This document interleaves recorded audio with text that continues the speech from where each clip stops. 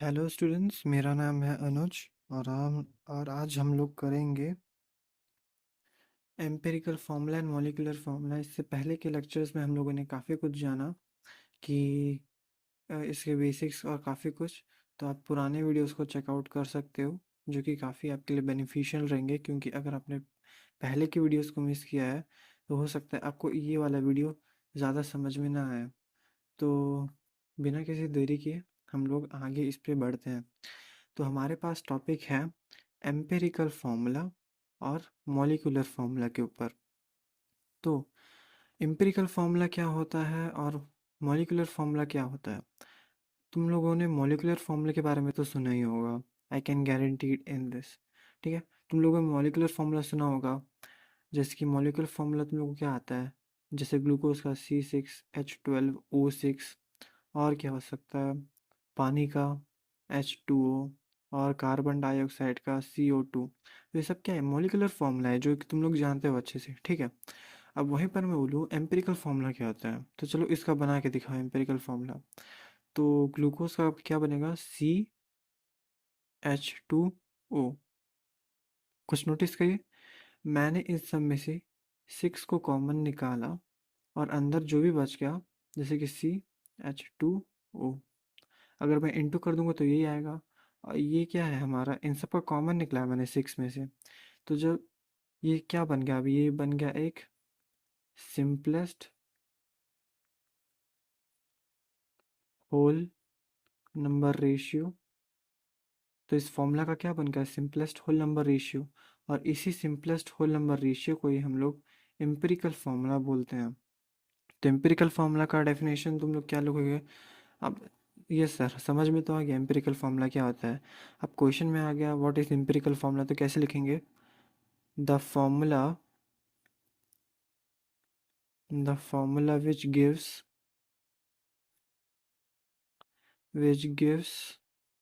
the simple whole number ratio of the atoms। हम लोग इधर एटम को निकाला है, सी का, फिर ओ का, फिर एच का। वही सेम, वही हम लोग अब थोड़ा अंग्रेजी में लिख दे रहे हैं, ऑफ वेरियस एलिमेंट प्रेजेंट। किसमें प्रेजेंट है? In one molecule, in one molecule. हम लोगों ने यहाँ पर एक मॉलिक्यूल के लिए बात किया, तो यहाँ भी एक मॉलिक्यूल के लिए ही बात करेंगे। और वैसे भी ये तो सिंपलेस्ट होल नंबर के लिए, तो ये हमेशा वन मॉलिक्यूल ही आएगा। Of the compound, of the compound is called empirical formula. तो I hope so empirical formula का आपको पता चल गया होगा कि क्या होता है। तो जो भी फॉर्मूला जो सिंपलेस्ट होल नंबर रेशियो में हो, हर एक एलिमेंट का, एक कंपाउंड में या फिर एक वन मोल में, उसी को हम लोग एम्पिरिकल फार्मूला बोलते हैं। जैसे कि एग्जांपल बाद में बताता हूँ, पहले मॉलिक्यूलर। तो एम्पिरिकल फार्मूला समझ में आ गया। जैसे इसके लिए हमारे पास क्या है, एम्पिरिकल फार्मूला के लिए चलो मान लेते हैं एक एग्जाम्पल के लिए हम लोग मान लेते हैं C6H6। C6H6 क्या होता है पता है? तो वो होता है बेंजीन। तो इसका क्या हो जाएगा एम्पिरिकल फार्मूला, CH। ये क्या है, मॉलिक्यूलर फार्मूला, ये क्या है, एम्पिरिकल फार्मूला। तो वैसे ही और क्या आ जाएगा हमारे पास, ग्लूकोज का दे दिया। अब चलो कोई बोल दिया CO2 का बताओ, तो CO2 का क्या होगा? अगर इसमें कुछ भी इंटू डिवाइड कर पा रहे हो किसी नंबर से, नहीं, तो इसका सिंपलेस्ट होल नंबर रेशियो होगा क्या, CO2 ही होगा। जैसे कि मैं फिर से बोलता हूँ NaCl। NaCl का सिंपलेस्ट होल नंबर रेशियो बताओ, वो सिंपलेस्ट होल नंबर रेशियो क्या होता है, एम्पिरिकल फार्मूला। अब मैं बोल रहा हूँ एम्पिरिकल फार्मूला बताओ, तो इसका क्या होगा, इसका भी होगा NaCl। अब जैसे मैं एक और एग्जांपल बात कर लिया, Al2O3। तो इसका भी एम्पिरिकल फार्मूला यही होगा, क्योंकि ये किसी नंबर से डिवाइड नहीं होगा। 2 3 से डिवाइड नहीं होता, ना ही 3 2 से डिवाइड करता है। तो यही सिंपलेस्ट होल नंबर रेशियो है, इसके अलावा कोई और डिवाइड हो ही नहीं सकता। अब ये था एम्पिरिकल फार्मूला। अब अगर हम लोग बात करें मॉलिक्यूलर फार्मूला, मॉलिक्यूलर फार्मूला में करने में क्या आएगा? मॉलिक्यूलर फार्मूला हमें एग्जैक्ट नंबर ऑफ एलिमेंट्स बताता है किसी भी 1 मोल ऑफ कंपाउंड में, जो कि हम लोग जान रहे हैं, ये हो गया, ये हो गया, ये हो गया। तो इसका डेफिनेशन क्या लिखेंगे? The formula which gives the actual number, it gives actual number, right? Actual number of atoms of various elements present in one one what one molecule of the compound is called molecular formula. तो molecular formula, तो ये था, समझ में आ गया क्या क्या होता है? तो ये था हमारे पास एम्पिरिकल फार्मूला का डेफिनेशन, और ये है हमारे पास मॉलिक्यूलर फार्मूला का डेफिनेशन। अगर इसको और अच्छे से समझना है तो और अच्छे से कैसे समझेंगे? और अच्छे से समझेंगे हम लोग, जैसे कि मैं आपको एक वो दिखाता हूँ, एक सीधा एक चार्ट बनाते हैं। तो एक तरफ मैं लिखता हूँ मॉलिक्यूलर फार्मूला, ओए होए, एक तरफ मैं लिखता हूँ मॉलिक्यूलर फार्मूला और एक तरफ मैं लिखता हूँ एम्पिरिकल फार्मूला। तो मॉलिक्यूलर फार्मूला जैसे हम लोग एग्जांपल ये सब ले लिए, और क्या ले लें? H2O2 मॉलिक्यूलर फार्मूला है। C2H6, ये क्या है मेरे को कमेंट में बताना कोई। और और क्या बोले? बाकी सब तो एग्जांपल में है, तो बाकी सब तो आपको पता ही होगा। तो H2O2 का एम्पिरिकल फार्मूला क्या होगा? Simplest whole number ratio. तो 2 से 2 कैंसिल हो जाएगा इस फार्मूला में, तो हमारे पास फाइनल रिजल्ट क्या आएगा? HO। और यही हम लोग C2H6 की बात करें तो ये आ जाएगा CH3। 2 से 6 कितने टाइम से कटेगा? 3। और यहाँ देखो आप कुछ नहीं है तो मतलब 1, और यहाँ 3, यहाँ भी देखो कुछ नहीं है मतलब कि 1। C1H3 या फिर CH3 जो कि मिथाइल है। तो ये था एम्पिरिकल फार्मूला और मॉलिक्यूलर फार्मूला का डिफरेंस। इसके ऊपर एक क्वेश्चन आता है जो कंफर्म आपके क्वेश्चन पेपर में मिल जाएगा, तो उस क्वेश्चन को भी हम लोग करेंगे। यहीं पर मैं थोड़ा सा एग्जांपल के लिए लेके आया था कि यहाँ पर एक वो है, तो यहाँ पर लिख दिया जैसे C6H6, और बताओ C2H6, और H2O2, Al2O3, C6H12O6 ग्लूकोज का फॉर्मूला।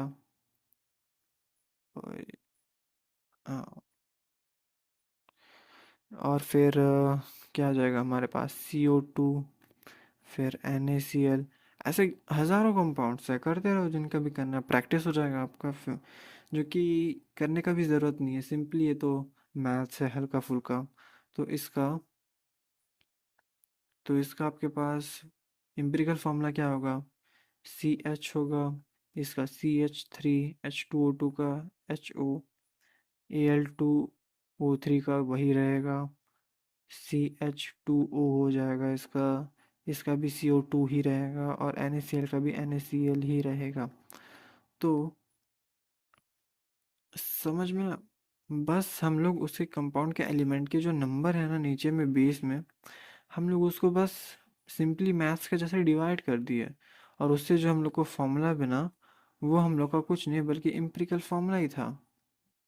दैट्स इट, होता है सिंपल। तो आगे, हाँ ये रहा गया एक क्वेश्चन। क्वेश्चन में क्या है? A compound contains 4.07% hydrogen, 24.27, mark भी करता रहता हूँ मैं साथ में। हाइड्रोजन इतना है, का एक नहीं, हाँ हाइड्रोजन इतना है, कार्बन इतना है, और क्लोरीन इतना है। अच्छा, इससे कुछ समझ में आ रहा है? कोई सा कंपाउंड या याद में आ रहा है? तो इससे, अरे देखो, एक तो है हमारे पास क्या है? हाइड्रोजन, कार्बन और क्लोरीन। तो हम लोग इतना मोटा मोटा तो दिमाग लगा सकते हैं कि C2H4Cl2 होगा। मतलब कि मैं तो कंपाउंड का नाम जानता हूँ तो मैं बता पा रहा हूँ। लेकिन अगर हम लोग मोटा मोटा बात करें तो एक हाइड्रोजन, कार्बन और क्लोरीन है, तो CHCl होगा। ठीक है, तो इतना हम लोग को समझ आ गया कि कंपाउंड क्या है। अब उसका मॉलिक्यूलर मास दे दिया। मॉलिक्यूलर मास हर क्वेश्चन में मिलेगा, तभी तुम लोग लगा पाओगे। अच्छा, मैं तुम लोग को एक चीज़ भी बता देता हूँ जो मैं भूल गया बताना। इसको रब कर देते हैं क्योंकि इसमें जो मैं एग्जांपल वगैरह दिया हूँ सब इसी में है।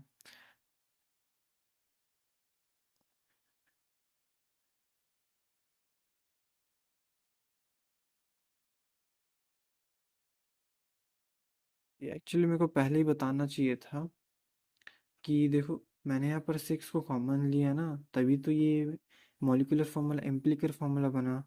तो हम लोग इसको फिर ऐसे भी तो लिख सकते हैं कि क्या लिखेंगे हम लोग, empirical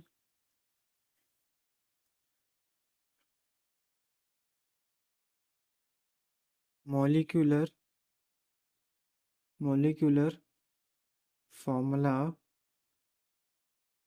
is equal to n times of empirical formula.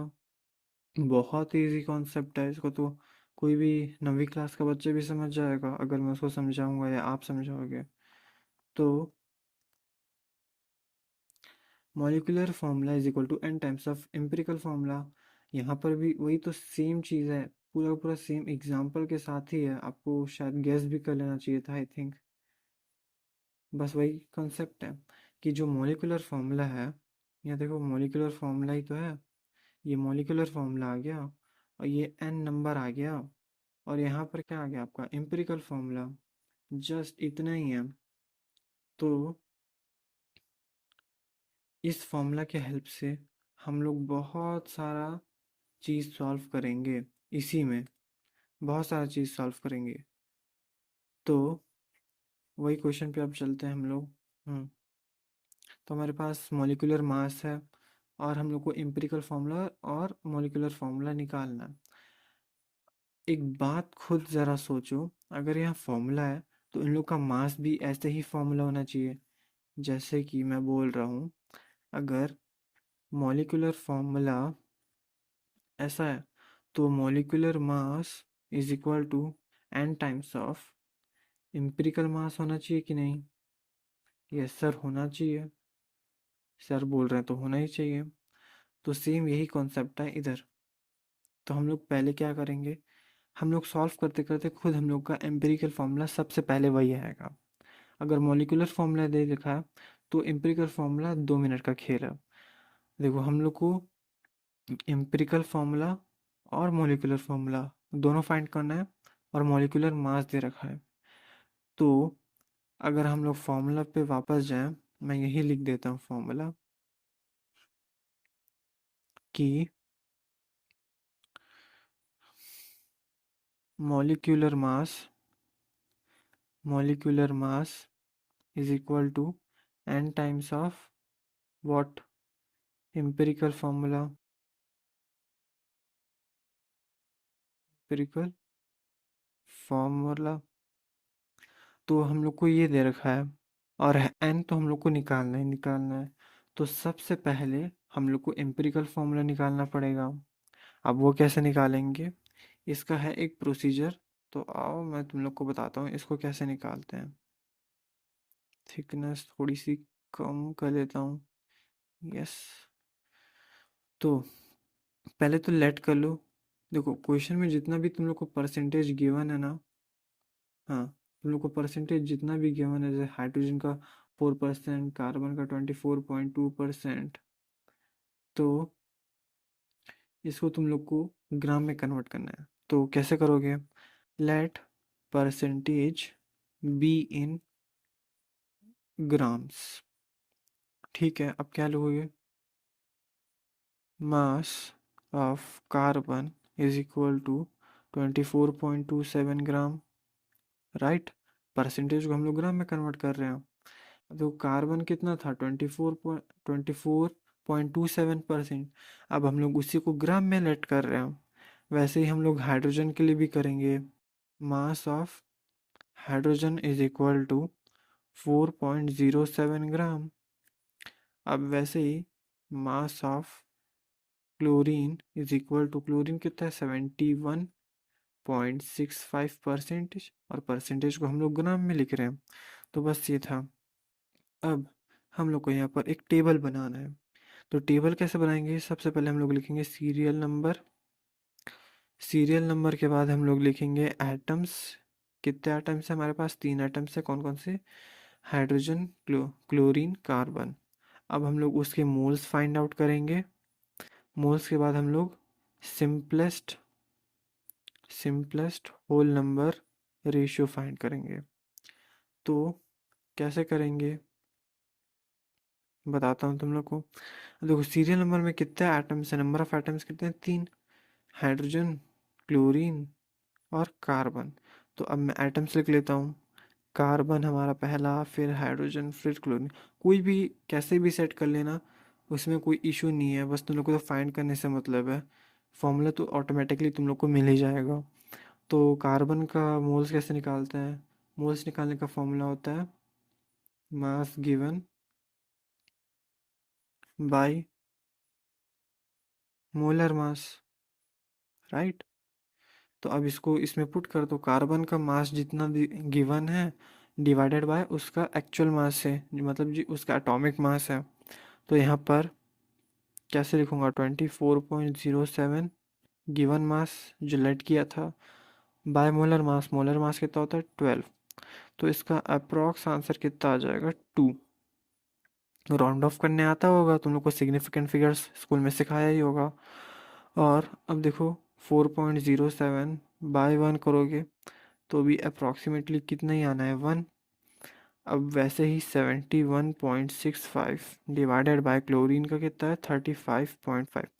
देखो कई स्कूल में बोलते हैं 35 ही लेके सॉल्व करो, मैं बोलूँगा 35.5 लेके ही सॉल्व करो, क्योंकि ये यहाँ से एक आदत बनता है। जैसे तुम लोग को 9th में बोलते होंगे कि आंसर पेपर ऐसे लिखो करो, तो क्या 10th तक जाते जाते एक आदत बन जाएगा, तो बोर्ड्स में अच्छे से चेकिंग होके नंबर मिल जाएगा। सेम 11th में भी आदत डालो एक्यूरेट वैल्यूज़ फाइंड आउट करने का।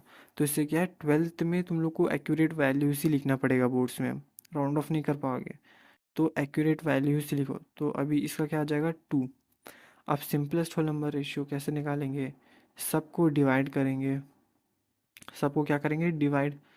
सबसे छोटा नंबर देखो क्या है, सबसे छोटा नंबर 2। तो 2 से सबको डिवाइड करो। जैसे अब कैसे करेंगे डिवाइड, सिंपल डिवाइड कर दो और क्या, 2 2। तो सिंपलेस्ट होल नंबर रेशियो इसका क्या मिल जाएगा 1 2 1। अब एम्पिरिकल का फॉर्मूला का डेफिनेशन ही हम लोग क्या पढ़े, या फिर उसका कॉन्सेप्ट क्या था, simplest whole number ratio of any formula. बस उसके एटम्स के नंबर का एक whole number ratio simplest form में होना चाहिए। तो अब देखो सिंपलेस्ट फॉर्म में आ गया, और उनके एटम्स भी हैं हमारे पास। तो हम लोग अगर सीधे सीधे लिखेंगे तो क्या लिखना चाहिए हम लोग को, कि एम्पिरिकल फॉर्मूला है हमारे पास, empirical formula C 1 atom, H 2 atom, chlorine 1 atom. देखो ना क्लोरीन का कितना एक, मतलब कार्बन का कितना एक, हाइड्रोजन का कितना 2, क्लोरीन का 1। तो ये आ गया हमारे पास एम्पिरिकल फार्मूला। अब देखो एम्पिरिकल फार्मूला और मॉलिक्यूलर मास के बीच में, मतलब ये भी मास या फिर यहाँ भी मास लिख लो, लेकिन मैं लिख देता हूँ यहाँ पर मास, ताकि क्लैरिटी रहे। फॉर्मूला है मास, देखो कोई फर्क नहीं पड़ता, तुम लोग अपने स्कूल में देख लेना नोट्स में, वहाँ पर फॉर्मूला लिखा है या मास, फिर तुम लोग भी उसमें पुट करके आंसर ले आना। अब देखो एम्पिरिकल फार्मूला पता है, तो हम लोग इससे और क्या लिख सकते हैं, also n is equal to molecular formula upon में एम्पिरिकल फार्मूला। सेम तो बात है। या फिर हम लोग देखो क्वेश्चन में मास दिया है, तो मास के लिए हम लोग लिख लेते हैं। तो अब फॉर्मूला हो या फिर मास, दोनों इक्वल ही होते हैं। ठीक, तो मॉलिक्यूलर मास अपॉन में एम्पिरिकल मास, और एन, एन क्या है हमारे पास, एन फाइंड आउट करना है ताकि मॉलिक्यूलर मास, मॉलिक्यूलर फॉर्मूला निकल सके। तो N is equal to, molecular mass को मैं एम से दिखा रहा हूँ, या फिर उसको हम लोग बोलते हैं एफ। ये वो नहीं है जो तुम लोग सोच रहे हो, हाँ, ये है मॉलिक्यूलर फॉर्मूला। तो एम्पिरिकल मास कितना है हमारे पास, कार्बन का कितना होगा 12, हाइड्रोजन का 2, क्लोरीन का 35.5, तो 49.5। और हमें वैल्यू दे रखा है, किसका वैल्यू दे रखा है, मॉलिक्यूलर मास का। मॉलिक्यूलर मास का वैल्यू कितना है 98.96 अपॉन में 49.5। यहाँ एक जीरो लो, पॉइंट से पॉइंट कैंसिल, तो फाइनल आंसर आ जाएगा हमारे पास अप्रॉक्स 2। अगर नहीं आता ना, देखो अभी अप्रॉक्स लेके चल रहा हूँ क्योंकि वही बेटर आंसर आएगा। लेकिन अगर तुम लोग का बाई चांस कहीं नहीं आ रहा, सिग्निफिकेंट फिगर से भी अच्छा आंसर नहीं आ रहा, तो तुम लोग उसको ऐसे नंबर से इंटू करो जिससे कि वो आ जाए एक होल नंबर में। जैसे कि 2 से कर लो, 4 से कर लो, 3 से कर लो, तो तुम लोग का एक होल नंबर आ जाएगा। एन पता चल गया। अब N times of empirical formula gives molecular formula. तो एन को हम लोग को, एन क्या है 2, इनटू करना है एम्पिरिकल फार्मूला से, क्या है CH2Cl। तो इसका आंसर क्या आ जाएगा C2H4Cl2। अब ये बेवकूफ़ी मत कर देना कि 2 इसके साथ इंटू होके क्या बन जाएगा 2CH2Cl। ये बेवकूफ़ी मत कर देना, उधर अपना अकल मत लगाना। यहाँ पर एटम्स के साथ हम लोग मल्टीप्लाई कर रहे हैं, पूरा कंपाउंड का नहीं कर रहे हैं। तो ये 2 इसके एटम्स के साथ होगा, क्योंकि तुम लोग को अगर अगर पता है कि एम्पिरिकल फार्मूला क्या होता है, simplest whole number ratio of atoms in a given one molecule of a compound. तो हम लोग एटम्स के साथ खेल रहे हैं इधर, कोई कंपाउंड के साथ नहीं। कंपाउंड एक ही है हमारे पास, उसी के साथ खेलना है। तो बस इतना ही, क्वेश्चन में इतना ही था। इसको तुम लोग ज़रूर ज़रूर एक बार प्रैक्टिस करना, क्योंकि ये सिमिलर क्वेश्चन आएगा कि नहीं वो नहीं पता, बट ऐसा एक क्वेश्चन इसी कंसेप्ट पे आएगा ही आएगा। और तुम लोग को सबसे ज़्यादा जो टाइम टेकन है वो यही मल्टीप्लिके डिवीजन में जाएगा, मोल्स निकालते वक्त, और उनको होल नंबर रेशियो में करने वक्त। तो ये था, इतना ही था। और डिस्क्रिप्शन में मैं एक क्वेश्चन डाल दूंगा, या फिर मैं लास्ट में एक क्वेश्चन आपको दे दूंगा, वीडियो में पॉज करके आप बना लेना या नोट कर लेना। तो अब देखो लिमिटिंग रिएजेंट क्या होता है। लिमिटिंग, देखो यहाँ वर्ड में ही है लिमिट, और रिएजेंट का मतलब तो समझते ही हो, लेकिन यहाँ पर वो वाला रिएजेंट नहीं है। रिएजेंट से हमें ये समझना है कि ये वो रिएक्टेंट की बात कर रहा है। रिएक्टेंट साइड में जो पहले ख़त्म होगा, अब पहले कौन ख़त्म होगा, जो लेस अमाउंट में होगा। केमिकल रिएक्शन की तो बात कर रहे हैं यार, हाँ। तो रिएक्टेंट साइड में जो भी अपना सब्सटेंस है, अगर वो पहले ख़त्म हो गया, तो हम लोग ये तो बोलेंगे ना कि वो लिमिट में था, या फिर बोलेंगे लिमिट, कम लिमिट में था। ऐसा थोड़ी ना बोल देंगे अरे बहुत ज़्यादा था तो घुल ही नहीं पाया, नहीं यार। अगर कहीं मैं एक बीकर बनाता हूँ, ठीक है, अब मैं उसमें, देखो पानी है, अब मैं उसमें डाल दिया शुगर, ठीक, मैं शुगर डाल दिया। अब मैं अगर बहुत कम डालूँगा तो डिज़ोल्व हो जाएगा, क्या पता उसका टेस्ट भी ना है। तो कोई बोलेगा जाओ मेरे लिए वो शुगर सॉल्यूशन बना के लाओ, मुझे पीना है। तो अब उसको शुगर का टेस्ट ही नहीं आ रहा। अब वो जब रीज़न पूछेगा कि इसमें तुमने ज़्यादा चीनी क्यों नहीं डाली, तो तुम ये बोलोगे, या तो उसको, या तो मुझे पता नहीं था कि कितना डालना है, या तो तुम लोग सीधा सीधा ये लिखोगे कि सर, ल- चीनी लिमिट में नहीं थी। यही लिखोगे ना, कि ये बोलोगे सर चीनी ज़्यादा था, मेरे को बचाना था, घर में भी ले जाना है, उधर अपने बीवी बच्चे लोग को खिलाना है। तो नहीं, तुम लोग यही तो लोगे ना, लिमिट में है सर, मतलब लिमिट कम है उसका, मतलब कि उसका क्वांटिटी कम है। अब जो रिएक्टेंट साइड में जो क्वांटिटी कम है वो जल्दी ख़त्म होगा, और वही चीज़ हमारा लिमिटिंग रिएजेंट है। तो इसके बारे में क्या लिख सकते हो? Reactant which is taken in less amount as other।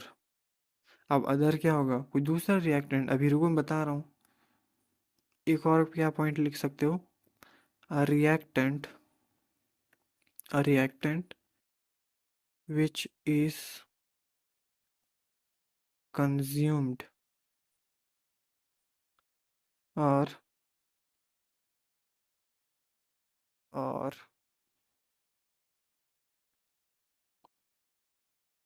or reacted completely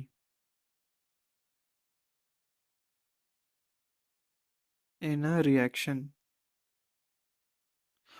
अब देखो, मैं काफ़ी जनरल सा एक रिएक्शन लेके तुम लोग को समझाने का ट्राई करता हूँ। उसके बाद देखो, एक रिएक्शन बनाते हैं। A reaction plus B gives C. आप पता है, 9 से पढ़ते आ रहे हो।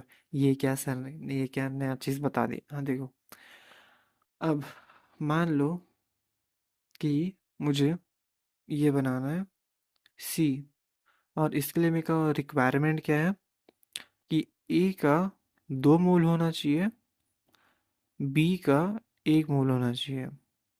तब जाके जो सी है हमारा वो 2 मोल का बनेगा। ए क्या बक रहा है? हाँ सुन, ए का हम लोग को देख, ए का कितना क्वांटिटी चाहिए? 2 क्वांटिटी। हम लोग को 2 ठो ए चाहिए और एक बी से ही काम बन जाएगा, बी बहुत है। एक कम है तो ए को हम लोग को 2 लेना पड़ा, ठीक है। और हम लोग का प्रोडक्ट में 2C बन रहा है। अब देखो, मैं कहीं तुम लोग को बोल दूं कि हम लोग 2A लिए प्लस 2B लिए, तो बताओ कितना बनेगा प्रोडक्ट? कमेंट में एक बार लिख के बताओ, सोच के बताओ। पॉज करो वीडियो। लिख दिए? बड़े बदतमीज हो, लिखे नहीं? चलो लिखो। हाँ ठीक है। अब देखो, ये एक था कंप्लीट बैलेंस रिएक्शन, ठीक है। ये है एक कंप्लीट बैलेंस रिएक्शन, जैसे कि रिएक्शन कंप्लीट हो रहा है। अब जब मैं टू जब ये 1 मोल था तो मेरे को इसका 2 ही मोल लेना पड़ा ए का। ऑब्वियस सी बात है, बी ज़्यादा है, ये थोड़ा कम है, तो हम लोग उसका 2 ठुक लिया, तो हम लोग को 2 प्रोडक्ट मिला। अब अगर मैं बी को 2 कर रहा हूँ तो मेरे को ए का तो 4 करना पड़ेगा ना। ए डबल है बी का, तो यहाँ पर तो डबल था ही नहीं, ये तो अभी भी लेस क्वांटिटी में है। तो प्रोडक्ट कितना बनेगा? अब यहाँ बनेगा 4C, यहाँ तो बनेगा ही नहीं। और अगर बनेगा भी तो कितना बनेगा? 2C ही बनेगा, क्योंकि लिमिट क्या कर गया? ए ए सब्सटेंस लिमिट में आ गया ना। फिर से देखो, बी 1 मोल लिए, तो उसका डबल हम लोग को लेना पड़ा 2A। डबल लिए, अरे 1 का डबल 2। हाँ, 21 दिन में पैसा डबल, तो 2A डबल हुआ, तो तभी तुम लोग को सी मिला जिसका कितना मोल है? 2। तो अगर मैं 2B लिया तो इसका तो डबल होना चाहिए ना मेरे भाई, ये तो डबल है ही नहीं। तो ये तो फिर से इसी रिएक्शन जैसा हो गया। तो यहाँ पर तो प्रोडक्ट 2C ही बनेगा। अगर मैं यहाँ पर 4A लेता which is double of double of B, तो यहाँ पर 4C मिलेगा। कंपेयर कर पा रहे हो? मैं वो वाला कंपेयर नहीं कर रहा कि शर्मा जी की आंटी तेरे से ज़्यादा नंबर लाती है, मतलब शर्मा जी की आंटी की बेटी। अरे खैर जो भी हो, तो लिमिटिंग रिएजेंट समझ गए। कोई भी ऐसा चीज़ जो रिएक्शन में पहले ख़त्म हो जाए, जिससे कि प्रोडक्ट में लिमिट लग जाए, एक एक लिमिट लग जाए, मतलब एक बोलना चाहिए, एक एक ही अरे छोड़ो, समझ ही गए होगे हैं। तो देखो, अब जैसे कि मैं एग्जांपल लेता हूँ, एग्जांपल में और अच्छे समझ आएगा। एग्जांपल में ये था H2O का रिएक्शन। मैं पहले बता नहीं रहा था, लेकिन ये H2O का ही रिएक्शन है। तो समझ गए होगे। अब इसको कंपेयर करोगे ना, यहाँ पर ए की जगह ना हाइड्रोजन रख दो, और बी की जगह ऑक्सीजन लिख दो, और सी की जगह H2O। ऑटोमेटिकली पूरा रिएक्शन समझ आएगा, पूरा टॉपिक समझ आ जाएगा, लिमिटिंग रिएजेंट है क्या और क्या है। तो देखो, अब मैं एक दूसरा रिएक्शन लेता हूँ और अच्छे से समझाने के लिए, जैसे कि N2 + 3H2 गिव्स 2H2O। अरे, ये क्या बकवास लिख दिया सर। मुझे भी पता है मैं बकवास लिखता हूँ। तो 2NH3, ये हमारा कंप्लीट रिएक्शन है। नाइट्रोजन के दो, इधर भी दो, नाइट्रोजन के हाइड्रोजन के छः, इधर भी छः। ठीक है, सिंपल सर।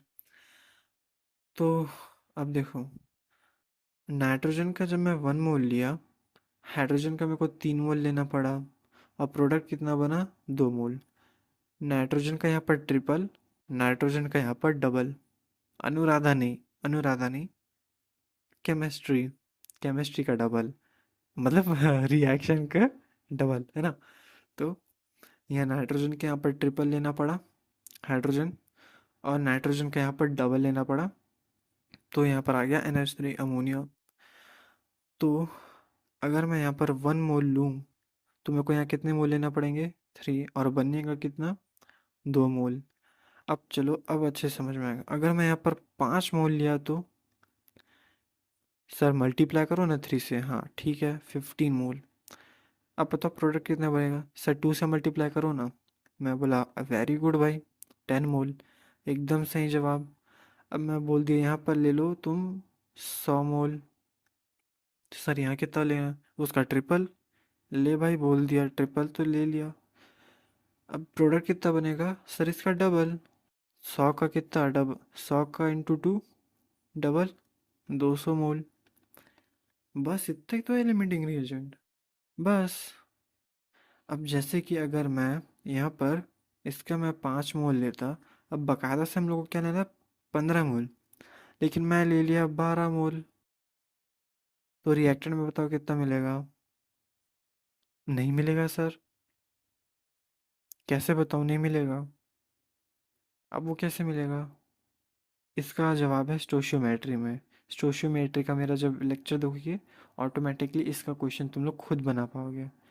तो अब देखो, इसमें लिमिट क्या आ रहा है, हम लोग को लेना तो चाहिए था 15, हम लोग को लेना था 15, लेकिन ले लिया 12। ओए होए, गाना गाना, हाँ। हम लोग को लेना था 15, लेकिन हम लोगों ने ले लिया 12। तो लिमिट कौन कर रहा है, इस रिएक्शन को लिमिट कौन कर रहा है, कौन पहले ख़त्म होगा।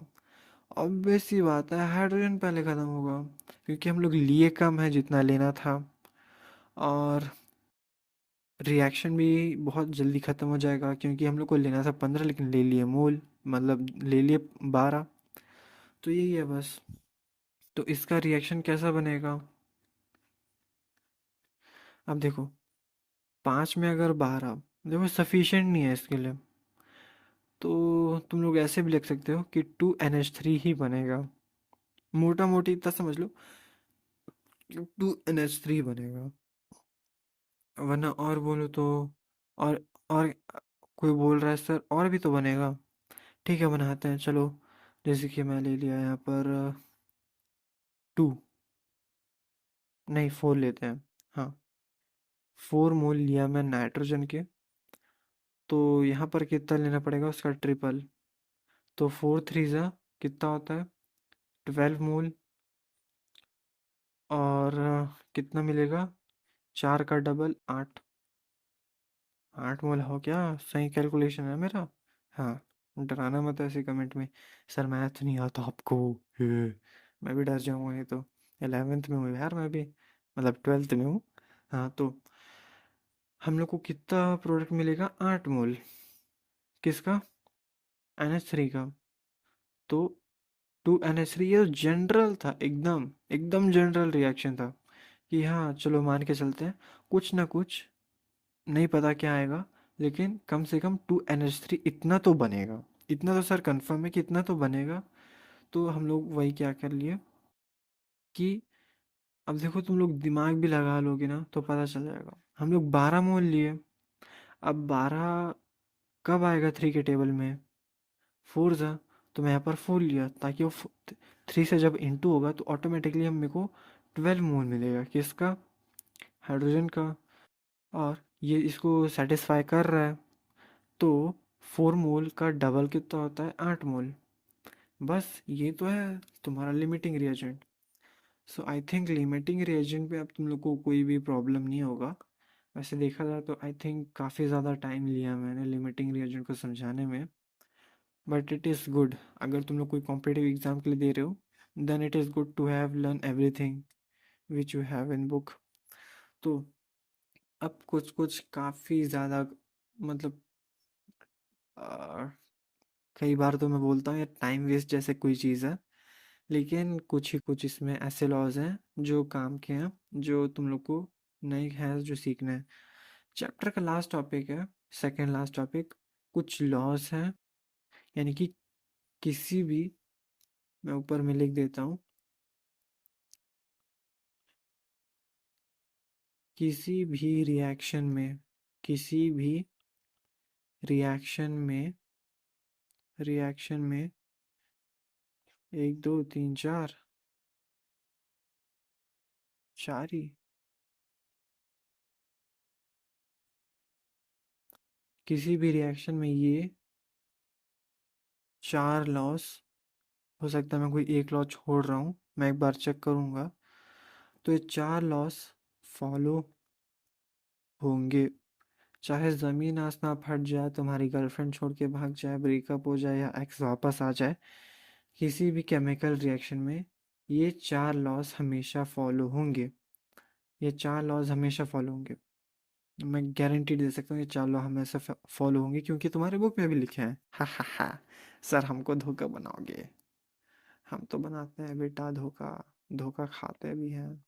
अरे इतना सच भी नहीं बोलना था। हाँ, तो अब देखो, पहला है law of conservation of masses. 9th class का भी बच्चा जानता होगा, तुम भी जानते होगे। लिख देते हैं सीधा, इन ऑल, लेकिन अब थोड़ा डिटेल में लिखना है। In all physical and chemical changes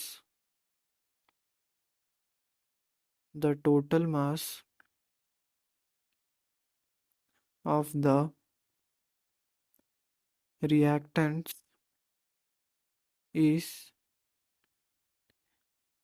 is equal to that of the product। बस। और ज़्यादा नंबर चाहिए तो लिख देना भाई कि मैटर कैन नीदर, स्पेलिंग गलत, हाँ ठीक है ठीक, neither be created nor be destroyed। अरे लिख देना यार, थोड़ी ना तुम लोग को माइनस मार्किंग कर देंगे। मिलेगा तो मिलेगा, नहीं तो नहीं, और क्या। सर टाइम वेस्ट होता है भाई। जो ऐसा सोचता है फिर क्या ही बोलूँ। राइटिंग स्पीड इंक्रीज करो और क्या। तो बस इतना ही।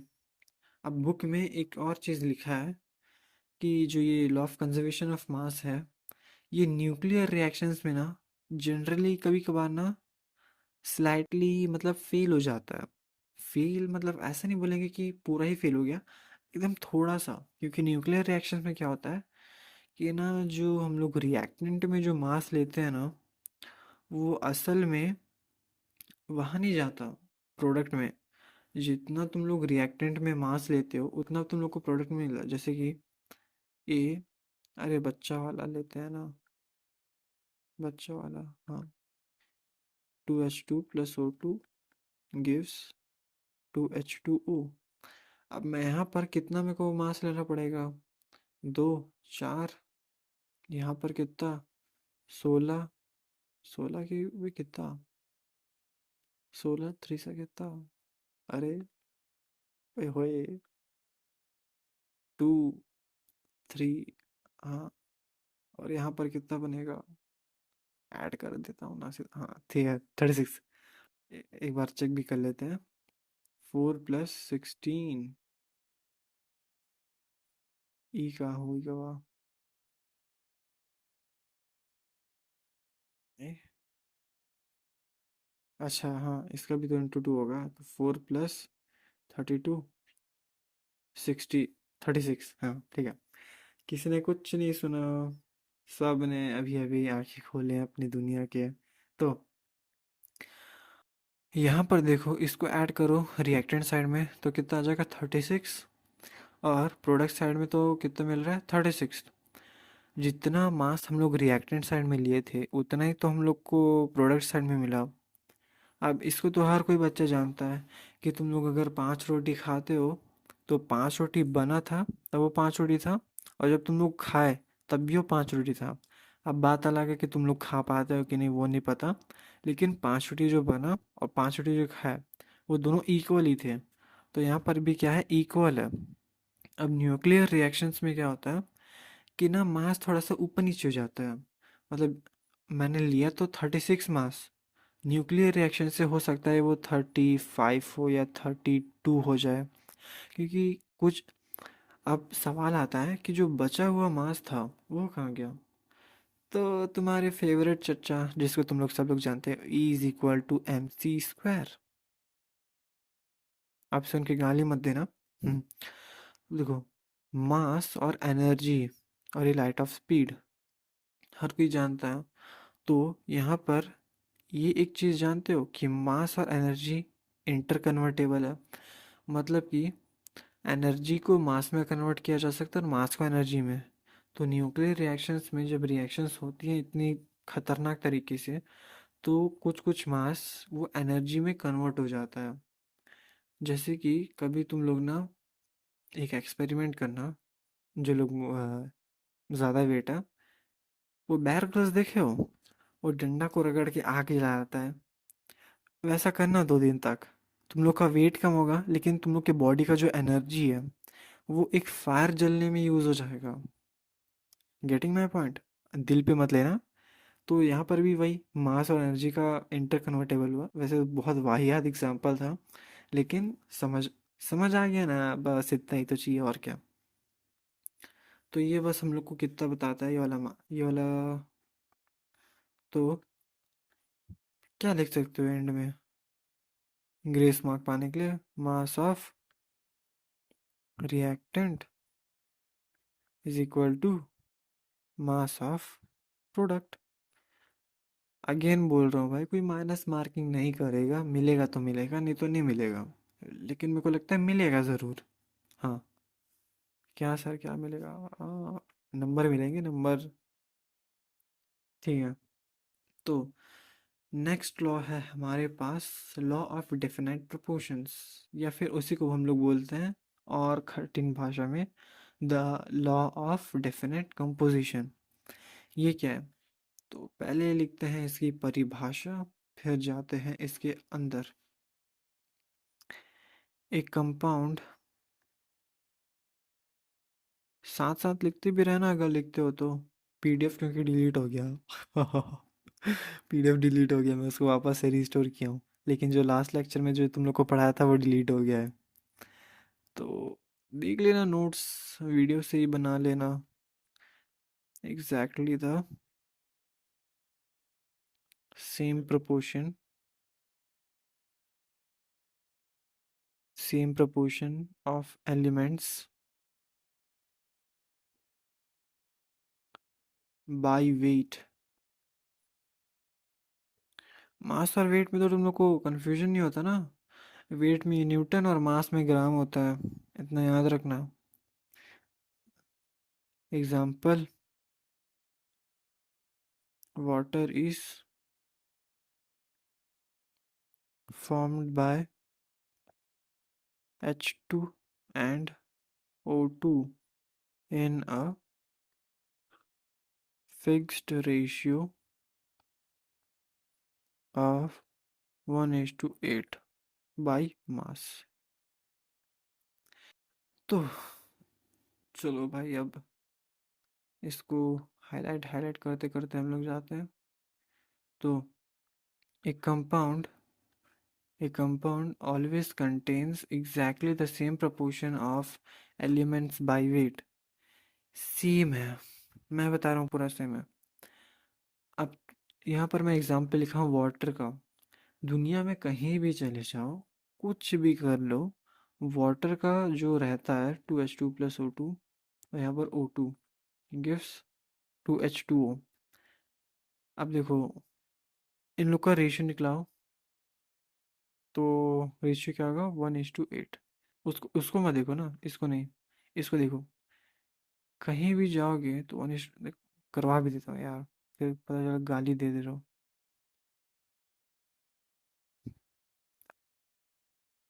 फिर से गलती सर, इंसान है भाई, होती है। हाँ, 36।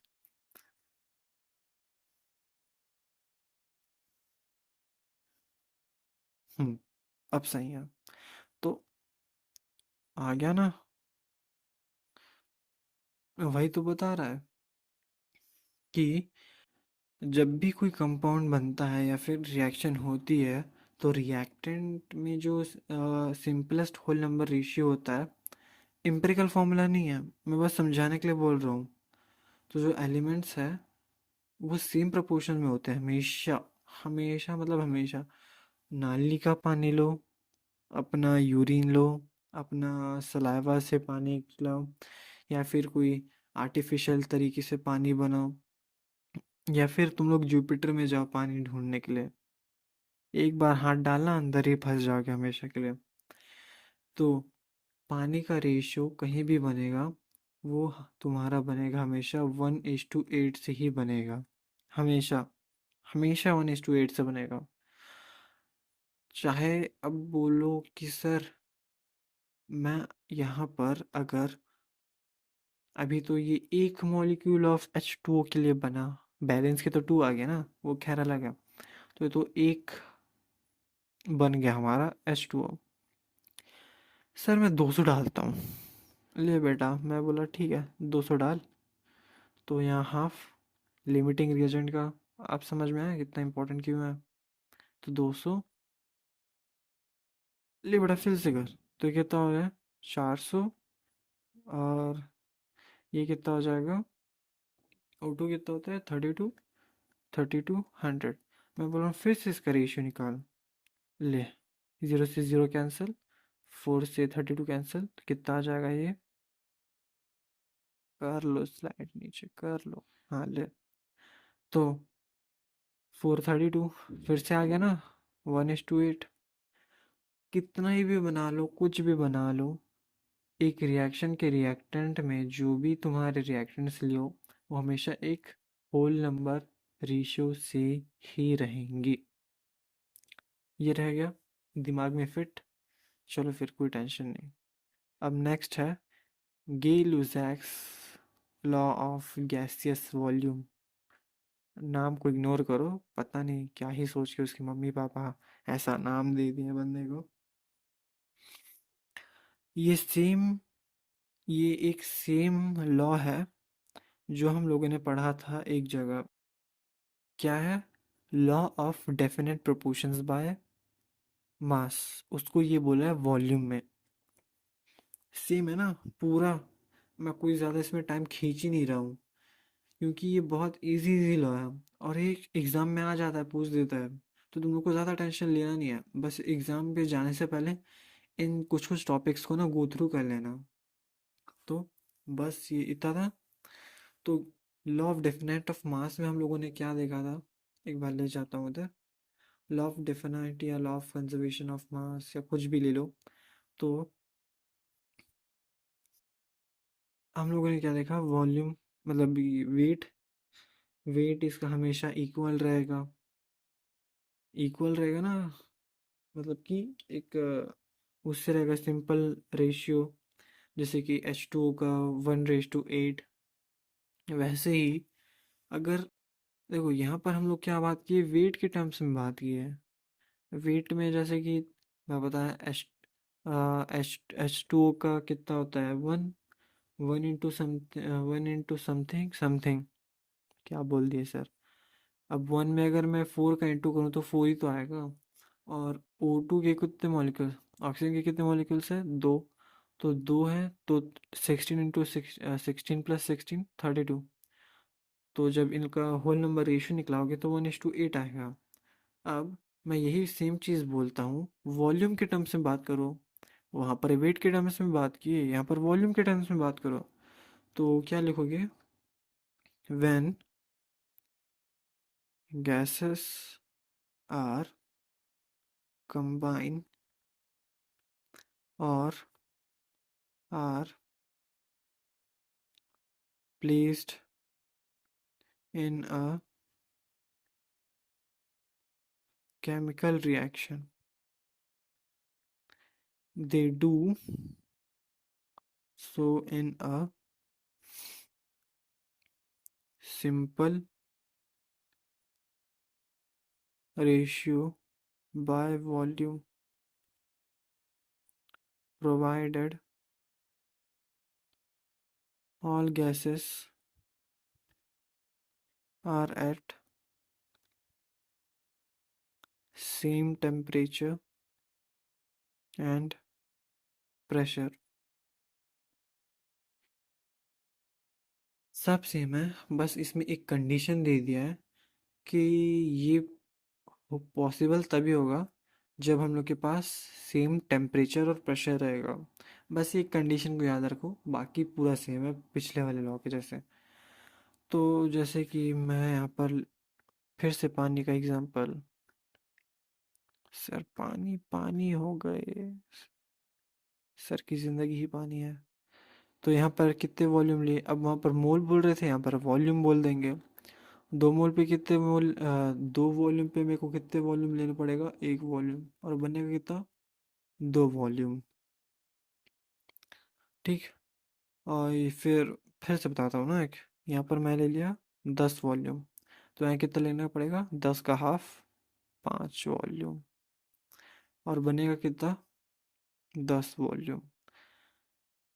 Combine or are placed in a chemical reaction, they do so in a simple ratio।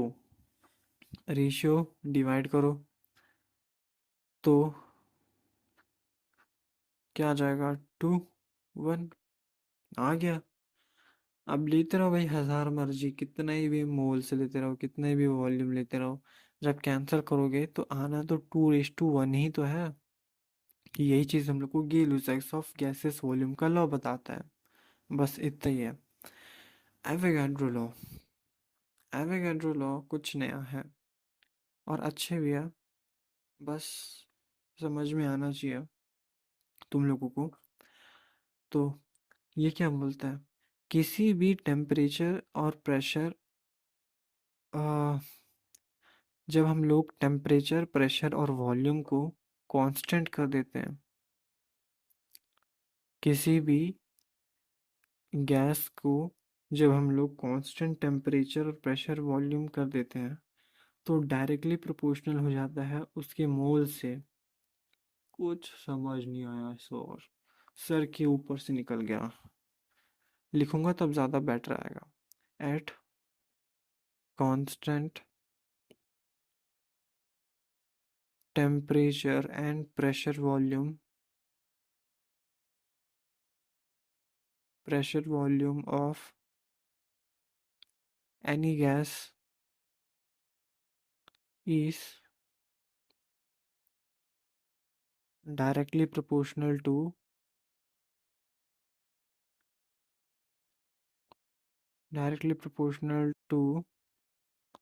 number of moles of it। ये तो मैं लैंग्वेज में लिख दिया, अब इसी को तुम लोग मैथमेटिकल फॉर्मेट में जब लिखोगे तो ये काफ़ी ज़्यादा इजी हो जाता है। तो volume of gas is directly proportional to number of moles कब? जब कांस्टेंट टेम्परेचर, कांस्टेंट प्रेशर और वॉल्यूम होगा, तब ये लॉ फॉलो होगा। तो volume is directly proportional to number of volumes, बस इतना ही। जितना वॉल्यूम है गैस का, उतना ही उसके नंबर ऑफ मोल्स होंगे। चलो मान लेते हैं एक कमरा है और उसका वॉल्यूम है, चलो 2 मीटर क्यूब। तो बताओ उसके अंदर नंबर ऑफ मोल्स कितने होंगे? नंबर ऑफ मोल्स कितने होंगे? 2 होंगे सर। देखो आंसर एज पर लॉ सही है, लेकिन जब बताओगे तो v इज इक्वल टू कुछ कांस्टेंट लेना पड़ेगा, तो मैं ले लेता हूँ कि ये वाला सिलेबस में नहीं है ना, पहले बता रहा हूँ। सिलेबस में यहीं तक है तुम लोग का एवोगैड्रो लॉ, लेकिन मैं तुम लोग को बस कॉन्सेप्ट बता रहा हूँ। छोटा सा चीज़ है, उसके अलावा कुछ भी नहीं। तो सीधा चेप देना, थूक मार के या कुछ भी मार के, मतलब हाँ, ग्लू होगा तो ग्लू मार के, कि number of volume of any gas at constant temperature pressure volume is directly proportional to number of moles of it. बस इतना ही है, बताया एवोगाड्रो लॉ। अब बस इतना ही था चैप्टर का लास्ट टॉपिक। हम लोग चैप्टर को आई थिंक 4 लेक्चर में ही ख़त्म कर दिए हैं, which is well and good. और मैं टाइम देखता हूँ कितना हो गया। अरे भाई, खुलना पड़ेगा। 1 घंटा होने वाला है यार, ये लेक्चर तो कुछ ज़्यादा ही चल दिया। तो चलो इसको जल्दी से जल्दी ख़त्म कर देते हैं। Dalton atomic theory 9th class से पढ़ के आए हो। जॉन डाल्टन, नाम तो सुना ही होगा बंदे का। John Dalton. सर स्पेलिंग क्यों इतनी गंदी लिखती हो? डाल्टन में डी कैपिटल आएगा। पता है हम कभी किसी को इज्जत नहीं देते, हमारी परंपरा ऐसी नहीं है, ये तुम्हारी सोच है बालक। Simple theory of matter, the basic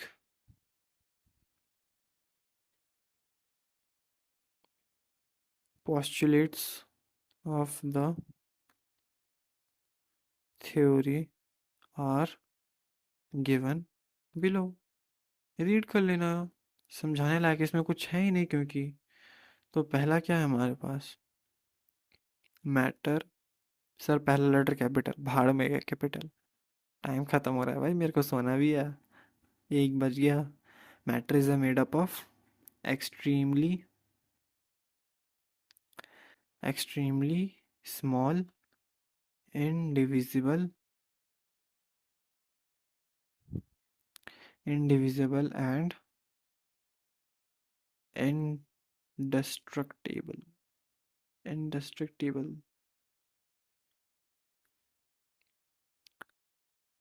ultimate particles called atoms। पहला पॉइंट हम लोग को क्या बताता है? जो डाल्टन था वो हम लोग को एटम के बारे में कुछ थ्योरी बता।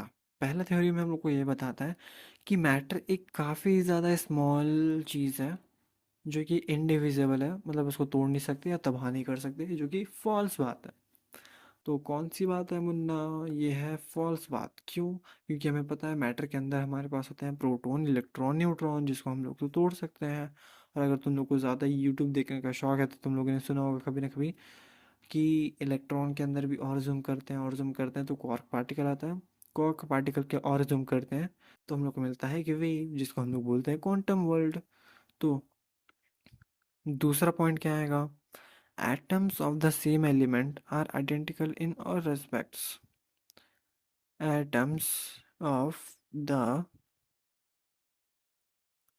same element are identical in all respects। इससे बड़ी बात और क्या होगा भाई? एटम्स जो सेम एलिमेंट है उनकी सारी आइडेंटिकल सेम होंगी इन ऑल रेस्पेक्ट्स, जैसे कि शेप हो गया, साइज हो गया, मास हो गया, केमिकल प्रॉपर्टीज। लेकिन ऐसा नहीं होता। हमें तो पता है।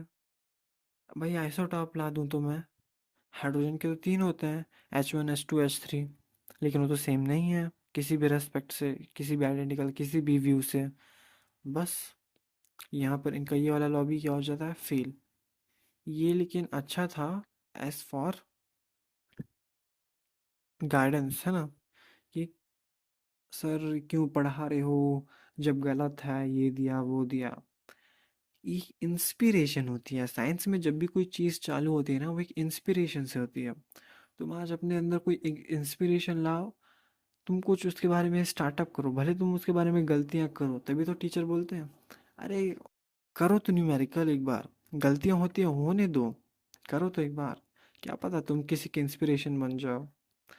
atoms of different elements atoms of different elements are different in all respect and have masses and chemical properties। समझ आया? एटम्स जो डिफरेंट एलिमेंट के हैं, वो हर चीज़ में डिफरेंट एस्पेक्ट्स में है, जैसे कि उनका मास हो गया या फिर केमिकल रिएक्शन या कुछ भी, हर चीज़ में। लेकिन इसमें भी मैं ला देता हूँ आइसोबार्स, जिसका आई थिंक मास इक्वल होता है ना। ऐसे कुछ कुछ एलिमेंट होते हैं जिसका मास इक्वल होता है, जैसे कि क्लोरीन का शायद है किसी के साथ, और ब्रोमीन का भी है आई थिंक। तो ऐसा ऐसा रहता है। तो ये लॉ भी क्या हो गया, फेल। फेल नहीं, डीमेरिट बोलेंगे, क्योंकि साइंटिस्ट है भाई, फेल बोलने से अच्छा थोड़ी लगता है। तो नेक्स्ट क्या है, atom is the smallest unit that takes part in chemical react combination. Yes भाई, पूरी बात सच है कि एटम्स सबसे ज़्यादा स्मॉल पार्टिकल हैं जो केमिकल कॉम्बिनेशन में पार्ट लेते हैं। एक यूनिट जो इन दी एंड हम लोग बोलेंगे ना, अगर हम लोग अभी तो देखो क्लासिक केमिस्ट्री पढ़ रहे हैं ना, जो कि बहुत 300-400 साल पुराना है, तो यस इट्स गुड। नहीं यार, शायद 300-400 भी नहीं, पता नहीं कितना है, लेकिन काफ़ी पुराना है। लेकिन एज पर सही है, सही लॉ था ये वाला। तो ऊपर के तीन पहले गलत, चौथा सही। अब पांचवा वाला अगर देखेंगे तो पांचवे में उसने कहा था एटम्स ऑफ टू और more elements combine in a fixed ratio to form compound। ये तो मैं नहीं बताने वाला, कमेंट में बताओ कि जो पोस्टुलेट उसने दिया था वो सही है या गलत। तब तक मैं नेक्स्ट पॉइंट में जाता हूँ। Atom can neither be created nor be destroyed during any physical और केमिकल चेंजेस। बुक में दिया है पूरे पॉइंट, वहीं से लिख लेना, क्योंकि बैटरी अब लो है मेरे फ़ोन में। 7 पॉइंट क्या बताया कि कोई से भी केमिकल रिएक्शन, इसको लिख देता हूँ, chemical reaction involve only combination. देख लेना वहाँ पर एक शब्द है ओनली का, कॉम्बिनेशन, सेपरेशन और रीअरेंजमेंट ऑफ एटम्स। गलत है? नहीं सर, पूरी बात सच है। Atoms can neither created nor destroyed by any physical or chemical change। तो केमिकल रिएक्शन जो इन्वॉल्व होते हैं उसमें सिर्फ और सिर्फ कॉम्बिनेशन होते हैं, सेपरेशन होते हैं या फिर रीअरेंजमेंट। क्लास 10th याद करो, पहला टाइप्स ऑफ रिएक्शन हम लोग पढ़े थे ना। फर्स्ट चैप्टर था केमिकल रिएक्शंस नाम कई कुछ। तो टाइप्स ऑफ रिएक्शंस हम लोग पढ़े थे, जैसे combination reaction, displacement reaction, double displacement reaction और एक डिकम्पोजिशन रिएक्शन, तो वही तो है, combination, separation, rearrangement of atoms. ये तो केमिकल रिएक्शन में करते हैं। कभी किसको किसके साथ जोड़ दिया, कभी किसको तोड़ दिया, किसको कब जोड़ दिया, क्या पता। ये तो होता है केमिकल रिएक्शन में। तो फाइनली चैप्टर ख़त्म। आई होप सो वीडियो काफ़ी पसंद आया होगा। तो इस यूट्यूब चैनल पे मेरा फर्स्ट टाइम टीचिंग एक्सपीरियंस था आप लोगों के साथ। तो मेरे को बताना कि मेरा टीचिंग एक्सपीरियंस अभी कैसा है, और कैसा आप लोग को मज़ा आ रहा है कि नहीं। वैसे दिखाना, वैसे तो काफ़ी कुछ है, पढ़ाना भी है बहुत कुछ। तो यह आज के लिए इतना ही। अब मिलते हैं नेक्स्ट क्लास में। नेक्स्ट क्लास में हम लोग पढ़ने वाले हैं, हम लोग पढ़ेंगे आ, आपका यूनिट्स एंड मेजरमेंट। इसमें मैं मोस्ट ऑफ द टाइम में आपको क्वेश्चन ही करवाऊंगा, क्योंकि इसमें ज़्यादा कुछ करने का है नहीं। फिज़िक्स में आपको गारंटीड बहुत मज़ा आएगा as compare to chemistry. And then या बाय गुड नाइट या फिर गुड इवनिंग, जो भी आपका टाइम चल